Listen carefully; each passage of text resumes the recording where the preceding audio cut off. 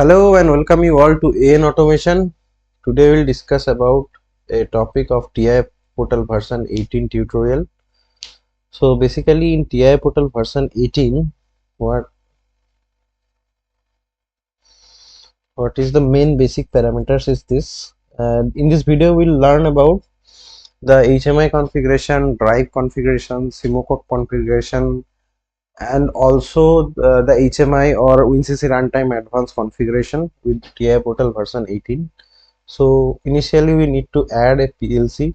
You can add S7 1200 1500 basically. Rather than you can also connect schematic ET200 CPU, S7 300, S7 400, etc.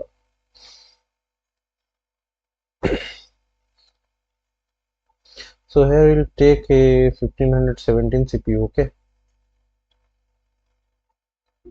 we have taken a 1517 CPU.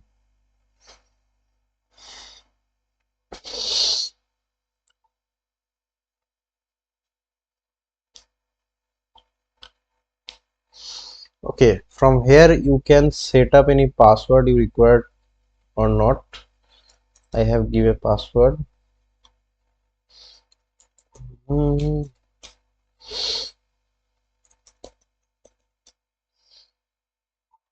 Okay, I have give a password. Then click next. Allow secure PGPC and HMI connections. That means only secure PGPC. What you have communication PGPC HMI with higher security standard. It will need a better firewall and setting to communicate with the PC or not. Communication to TI portal less than 17 and HMI is not possible. Might be reduced legacy. Okay. So here you also give a password, full access, no access, complete protection. Also give the same password here.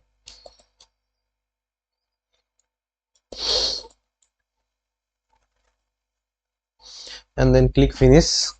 Here the password modification have been done.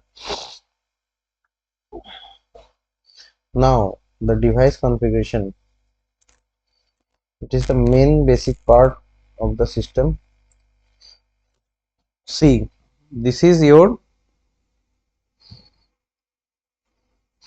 CPU parameters. Okay. So basically there you can see the general parameters of the PLC. You can see the PLC name, PLC crude system. You can give a particular name and author ID. Suppose you can give here the author name Jack Richard, and you can also give the comment, and you can see also the rack and slot ID from here. Okay, and the catalog information and article number, farmer version you can also check from this from here. The CPU particular names, sort designation, or its MB code, memory code, and all description you can find from here. You can find the identification, give the identification of this particular PLC from here. You can change the Profinet Ethernet address from here. You can directly you can directly give a internet protocol version X1. This means the X1 port IP address can be set from here, and what operating mode IO device you can directly assign from here. In advanced option you can call the advanced options also. You can change the Ethernet address of X2 port from here, and you can also give the operating mode data setting from this parameter. We can also change the Profibus address from here. You can give any address like 126 126. What will be the address you just need to put from here.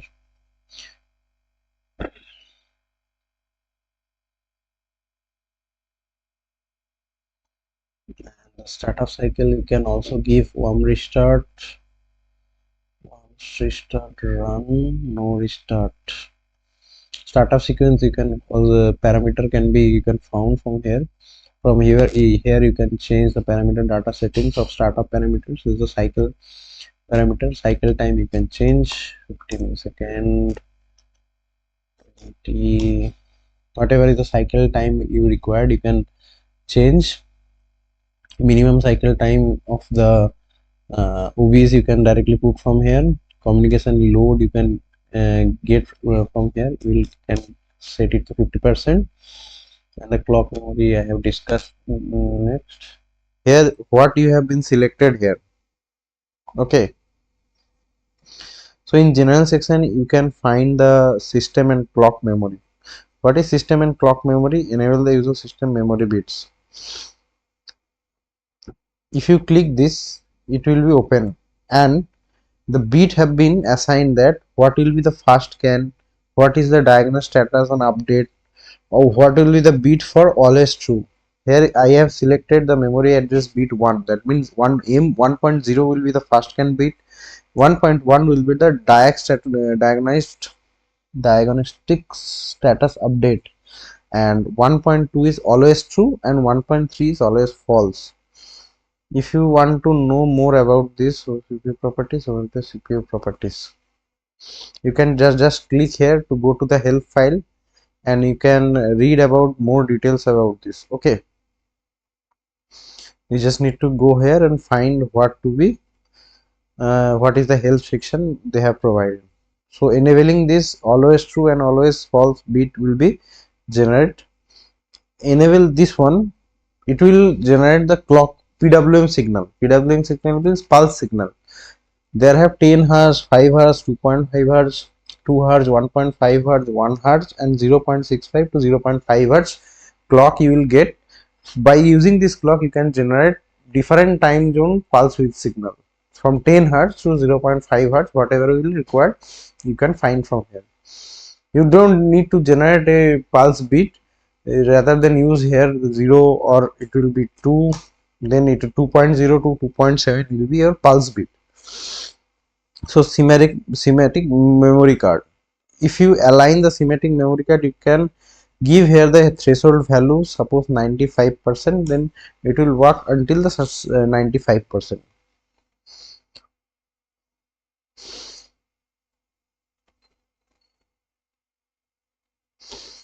So here you can select what will be the alarms. Central alarm management in the PLC will be there.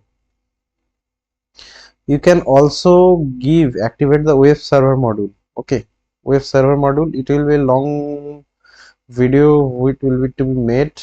Web server is a different part. I will discuss it later in this video, but not right now.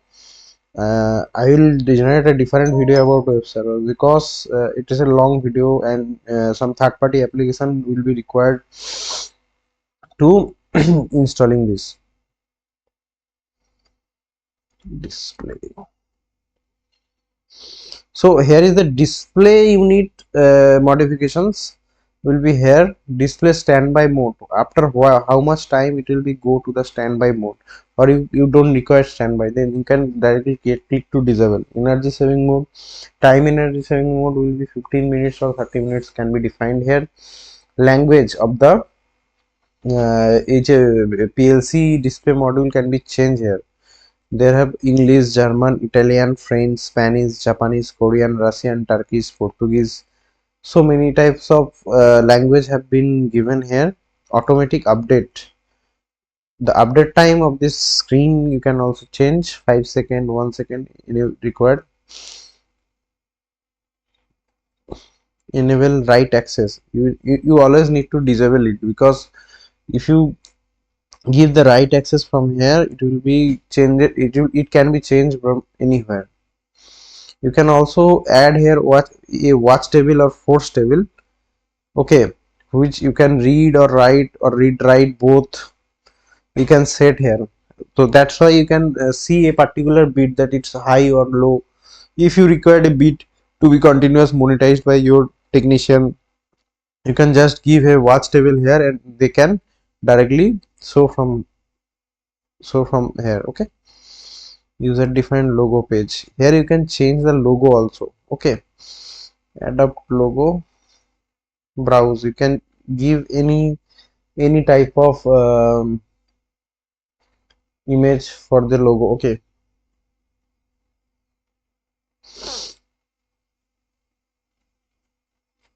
So you can see I have changed the logo of the PLC. Okay, now my one video thumbnail is showing here in the front page. Actual, if you download this, actual PLC will be so like that. So display wallpaper, it's actually been wallpaper. Okay, so display wallpaper we can also change, or it's called your logo, multi-language support. So you can see that language support also can show from here.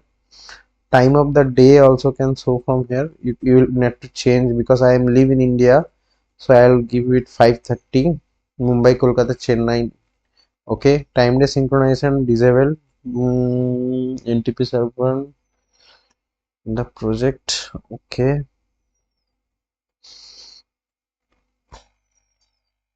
okay, you can directly sync your date and time by syncing the NTP server data directly on your device, install on your device.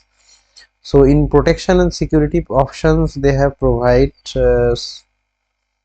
okay, the password and all, or you can directly start the security wizard, which I have initially I have got a security wizard from where I will give the I have give the password. Okay, so actually the time and protection, it will this password will be open, password wizard will be open, and you can give the security settings also here. Okay.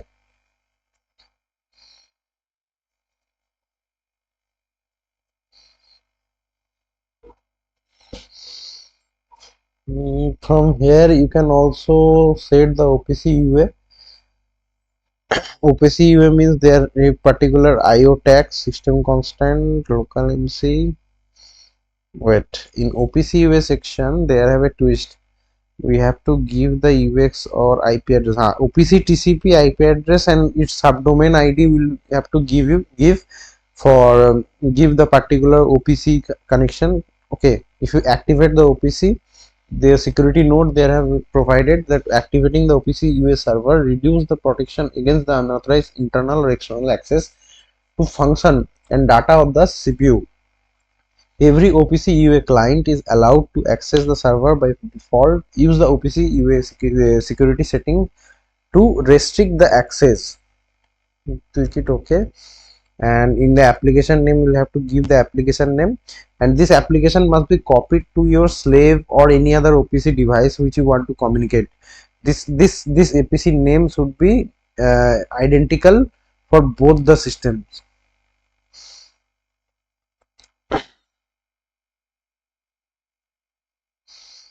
And then you will have to come here, and there have a port and Mexican session timeout setting can be give here, and this also the session timeout setting will be identical for slaves or any other master to master devices. Okay, maximum number of OPC UA session 20, maximum number of registered node 1000.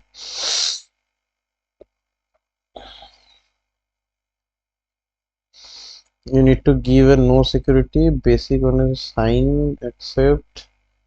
So whatever security polites on available of the server, you can directly right click here and put your server security as like that. Server certificate you need to mention here what type of server, web server, OPC server. Here I will OPC web, so OPC web server ID I will give, and here is the name. User management, you can directly give a user here. Enable user management. Suppose user one, my name is Jack, suppose a name Jack, and what will be this password? Jack 2345. Okay, so basically there have you can manage the user here. Okay, and now suppose I am not giving it because it's a tutorial and I don't have the another OPC module. Enable, if you disable the guest authentication, then anybody cannot directly access this PLC via OPC server. Only the user management defined name or with the password, he or she can only arrange to manage through the OPC server, manage to get into the OPC server.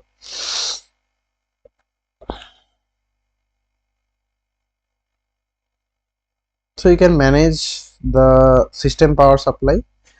They have a connection to supply voltage L1, no connection to supply voltage L1. You can both select with that, because if you select this, that means a PLC have internal power supply module unit.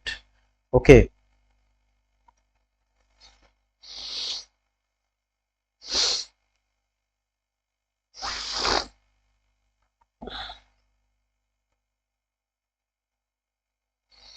in this way you can advance DNS configuration, IP forwarding, IP for forwarding.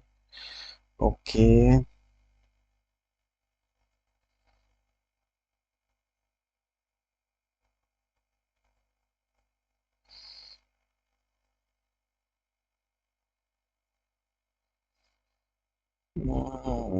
for this particular thing I need a two PLC setup. It will be a long chapter. It can be managed in this video, but I need another PLC. Oh, okay, I'll arrange another PLC and show this topic. Okay, in this video, I try to solve in this video, and here is a license option. Okay, small, medium, large. What type of license you have given? You need to put in automation license manager. Okay, then provide the license, and runtime license is also here is the supervision access. Okay, the license you require, runtime license, and all the licenses you have to put here.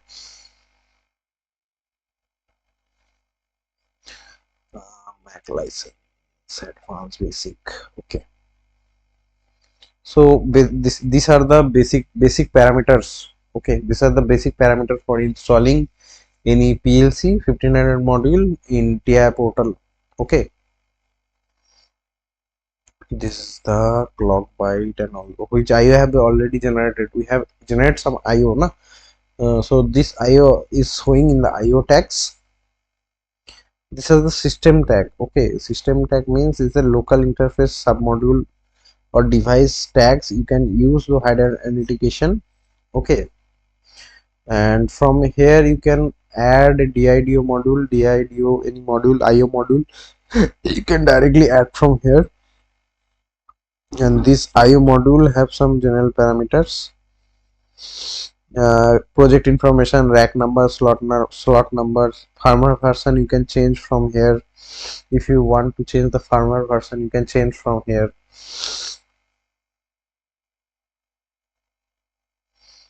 Okay, plan designation you can put here, location identifier you can put here, module parameters from CPU, comparison preset to actual module, startup CPU compatible, startup CPU is made if mismatch, DI configuration you can configure the DI, and you can also give, wait a minute, input IO address, keep last value. From here you can make the module retentive or non-retentive manner. If you want to, in failure mode, if you want to select the DI value is 0, then you'll have to give 0. Otherwise there have one option, what will be the last value, it will directly latch with that and give a failure notice in your main CPU or CPU error. IO address you can change from here. Starting address you will be need to from 100, then it will be from 100.0. that means I 100.0 will be the first, and I 101.7 is the last address, because it's a 16-bit DI module. So in this way it will happen. Process image.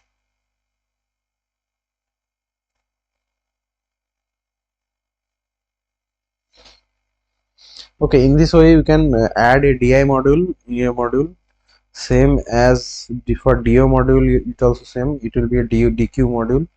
We have taken a 16-bit modules, and you can also change its address from here. 200, see 200 0 101.7 it will be a DQ module for you, and same as AI module. For DI DQ module it will be separate thing. In DI-DQ module, what you can do, you can define which bit to be DI and which bit to be DO. IO address, you can see the starting address, it will be 300, 301.7. Output address will be 302 to 302. Okay, now input general. DI-DQ configuration, uh,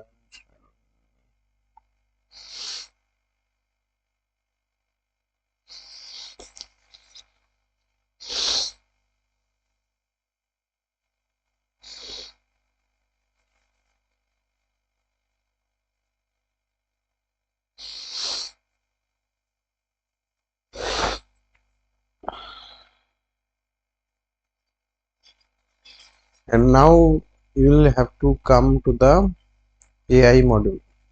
In AI module, BA, this is the AI module, you can see, and here will be the configuration of the overview.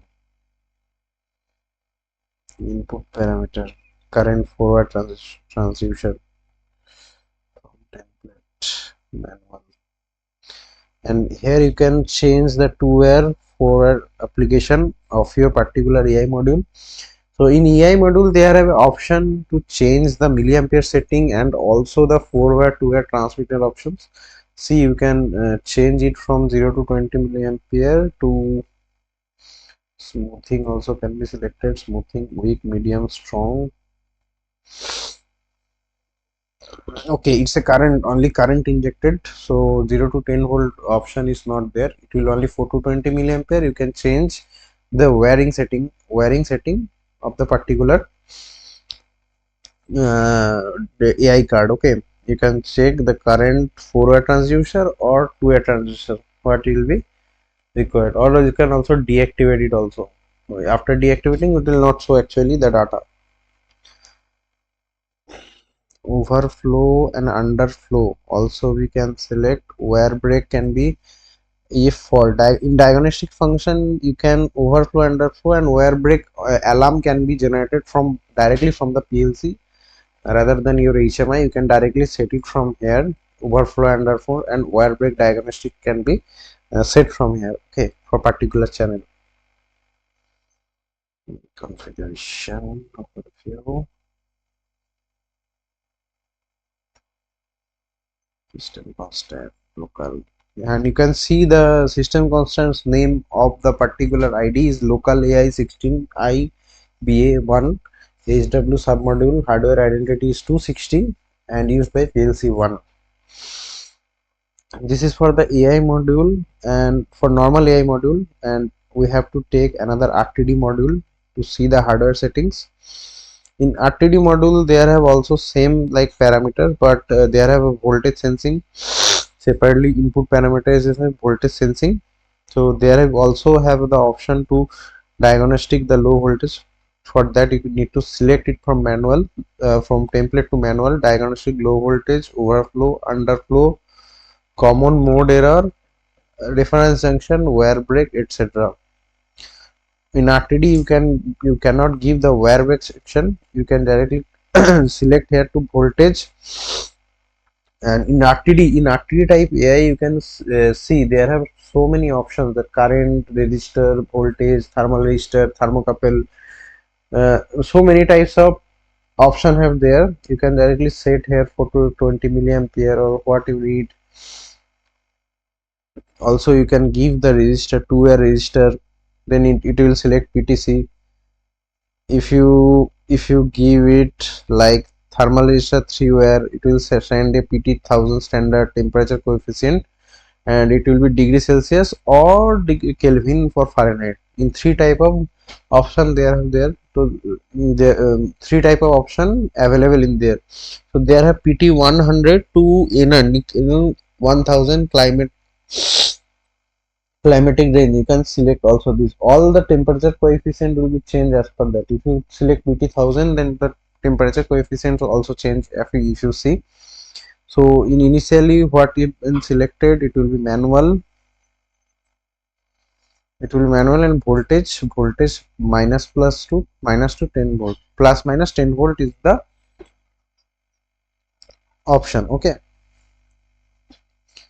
so here will be the AI 16VA 8 RTD RTDTC. This is basically RTDTC card, and there have also some other type of card. Let's see.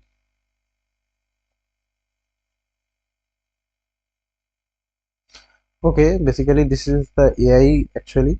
Now the AO. Okay, so there have we'll have to take one AO card and we'll configure it.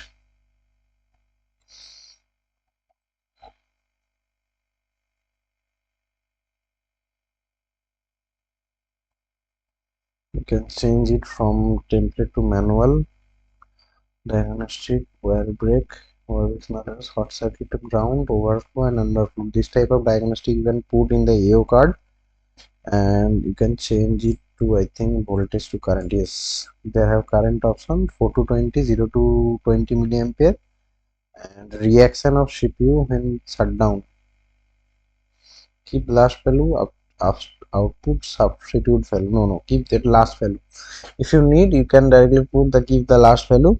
So basically in AO card you can select this parameter from manual, then current setting, and plus minus 22 for 4 to 20 or 0 to 20 milliampere. If you change it to voltage, you will get option of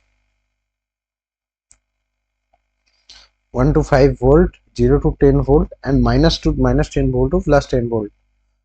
Now there are also some more cards available in the series.